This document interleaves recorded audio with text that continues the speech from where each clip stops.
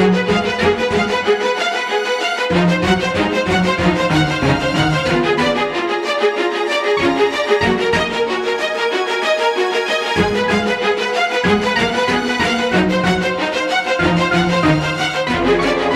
kawan-kawan, kita berjumpa lagi di hari Jumat, di mana di setiap hari Jumat kita masuk di segmen Pena Merah.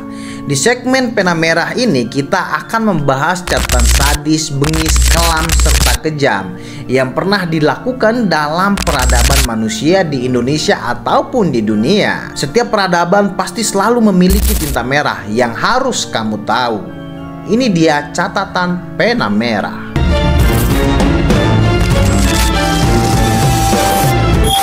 Bayangkan sebuah partai politik di Indonesia yang dulunya hanya berupa kelompok kecil, tapi akhirnya tumbuh menjadi salah satu partai komunis terbesar di dunia. Partai apa tuh kira-kira? Namanya adalah Partai Komunis Indonesia atau PKI. Banyak orang yang hanya mengingat PKI karena tragedi 1965, tapi jarang yang tahu bahwa sejarah PKI sudah dimulai lebih dari 100 tahun lalu. Berarti lebih tua dari umur Indonesia dong kalau gitu. Di bagian-bagian pertama ini kita akan menelusuri bagaimana PKI lahir, berkembang hingga terlibat dalam pemberontakan Madiun pada tahun 1948. Oh iya ya. Kapan ya PKI berdiri? Terus ideologi PKI itu, komunis itu pertama kali bisa datang ke Indonesia tuh dari mana ya kira-kira ya?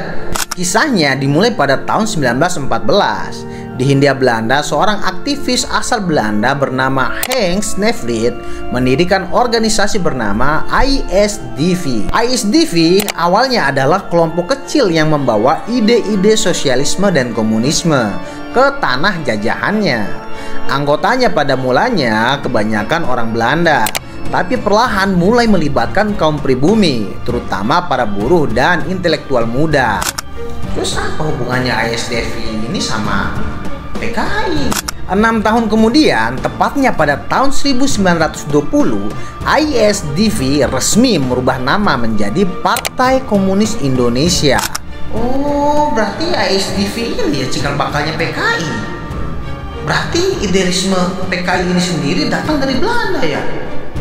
Oh, terus gimana dong kelanjutannya? Tokoh penting yang muncul pada masa itu antara lain Semaun yang menjadi ketua pertama PKI, lalu Darsono dan juga Tan Malaka.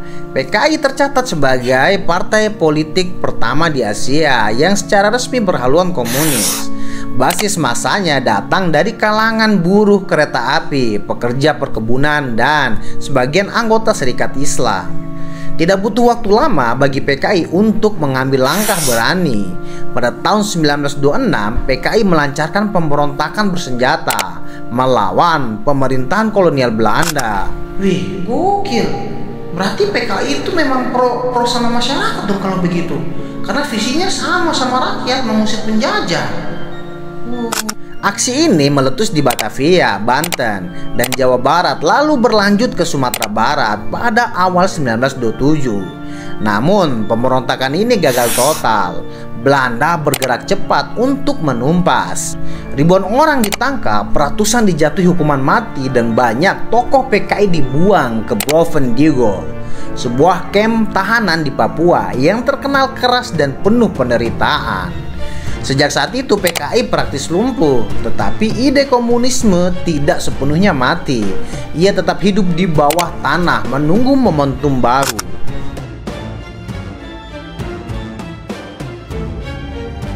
Wah, ngeri ya. Demi melawan Belanda, semua petinggi PKI saat itu sampai rela loh dihukum, bahkan dijatuhi hukuman mati. Terus gimana dong kelanjutannya? Kalau kita lihat tokoh-tokoh awal PKI, ada beberapa nama-nama besar yang menonjol. Semaun adalah buruh kereta api yang kemudian menjadi pemimpin politik. Darsono aktif di organisasi internasional komunis. Tan Malaka meskipun hubungannya rumit dengan PKI, dikenal sebagai tokoh besar internasional dan pernah dijuluki Bapak Komunis Asia. Dan Musso, salah satu ideolog paling keras yang lama bermukim di Uni Soviet, kelak menjadi figur penting dalam babak berikutnya sejarah PKI.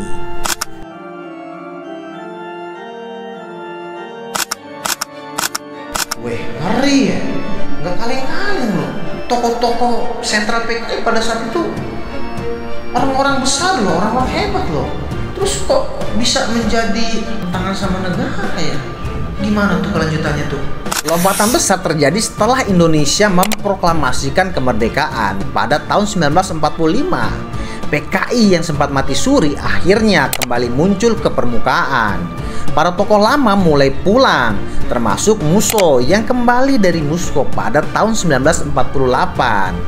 Ia membawa gagasan yang dikenal sebagai jalan baru untuk Republik Indonesia, yaitu ide agar Indonesia mengikuti jalur Uni Soviet dengan ekonomi terpusat dan partai komunis sebagai motor revolusi.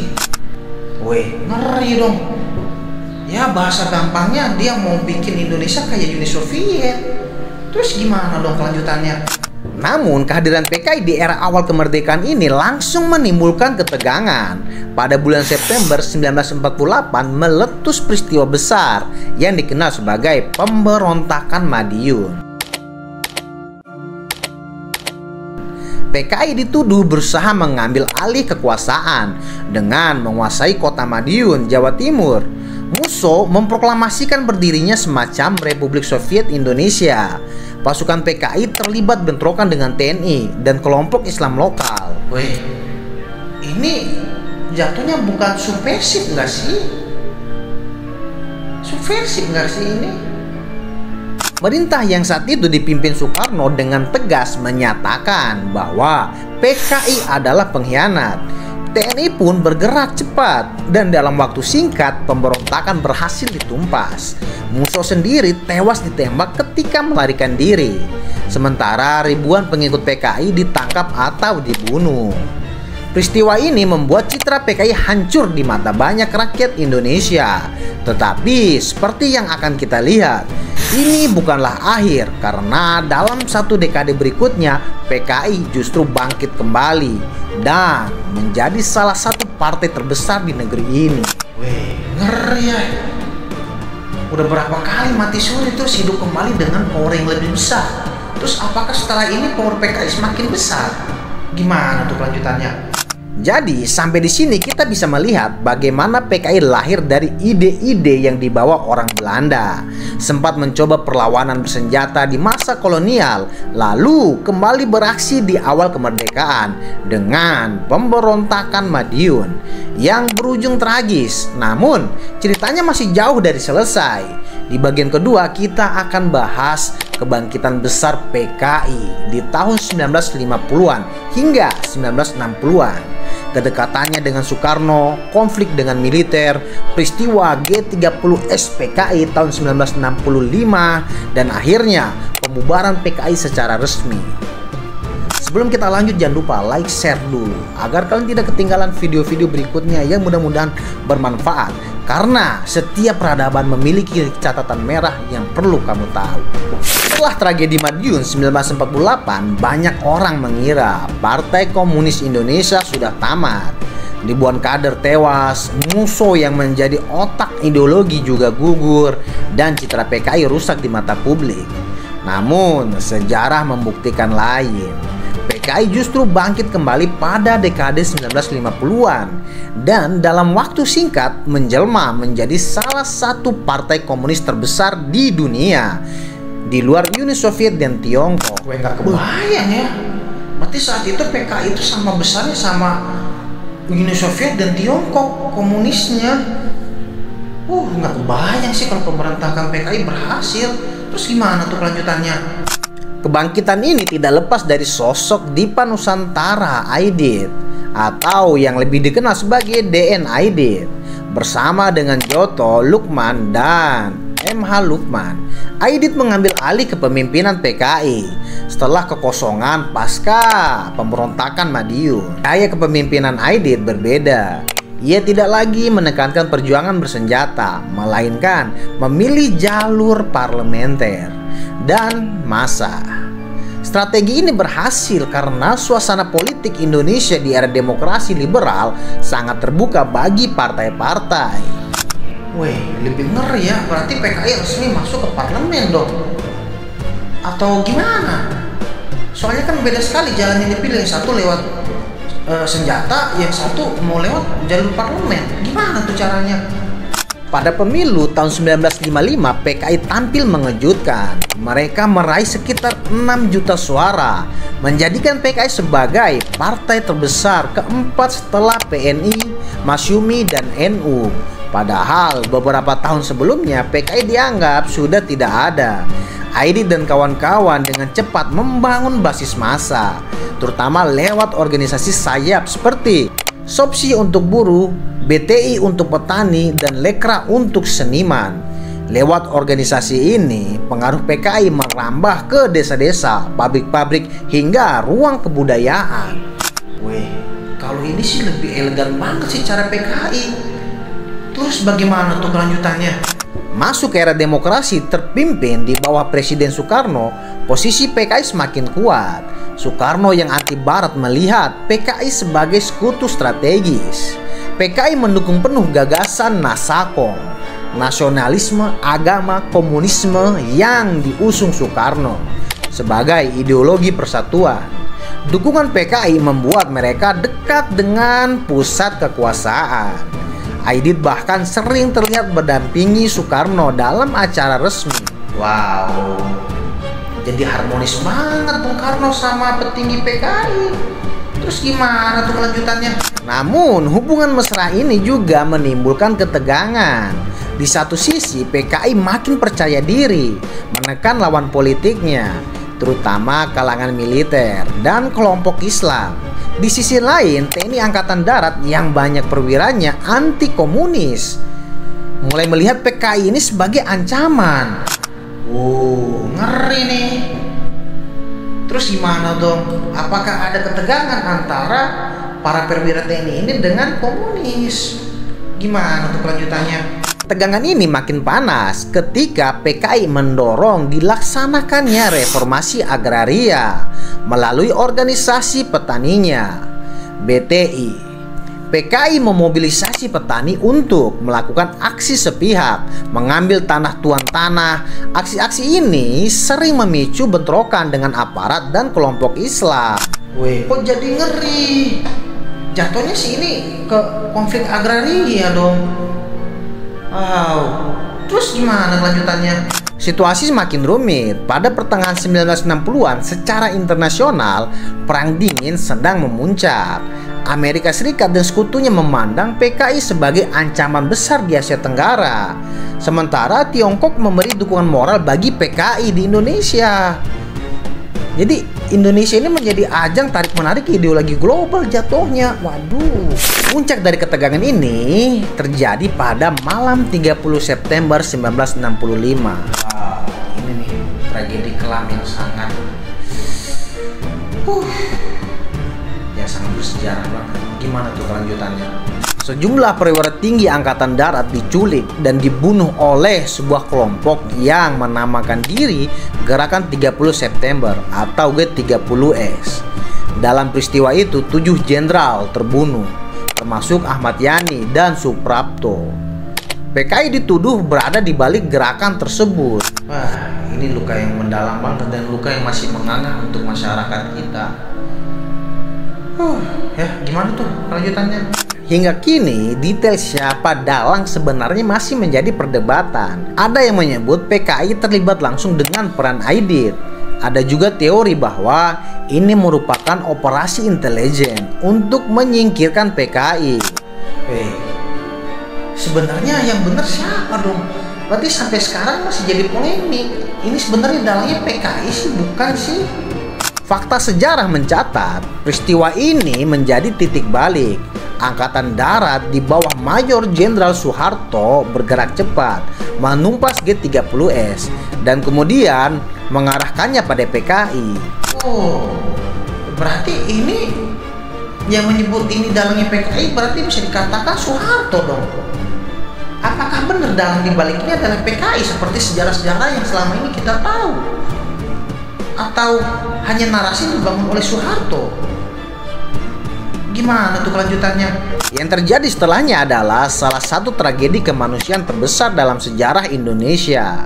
Dalam periode akhir 1965 hingga 1966 terjadi pembantian massal terhadap mereka yang dituduh sebagai anggota atau simpatisan PKI. Kok jadi ngeri ya?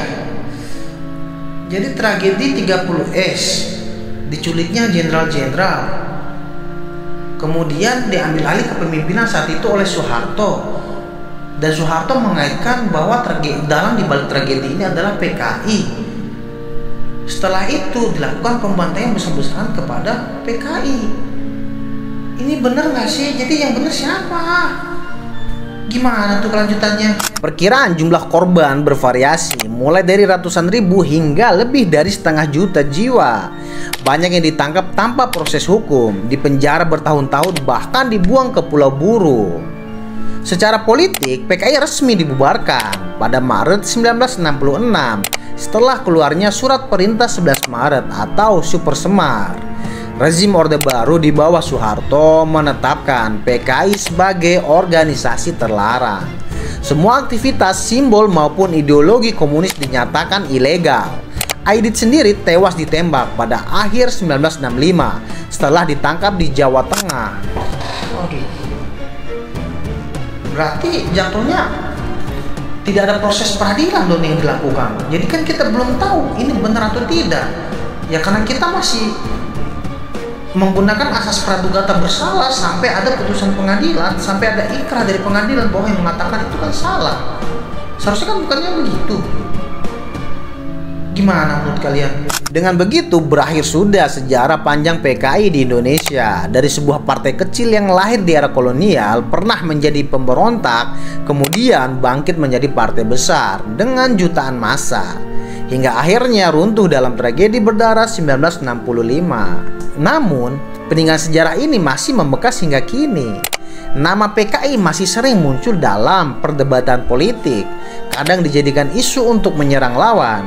Meskipun secara organisasi PKI sudah tidak ada, sejarah ini menunjukkan bagaimana ideologi bisa membakar semangat jutaan orang, tapi juga bisa menimbulkan perpecahan dan tragedi besar ketika berhadapan dengan realitas politik.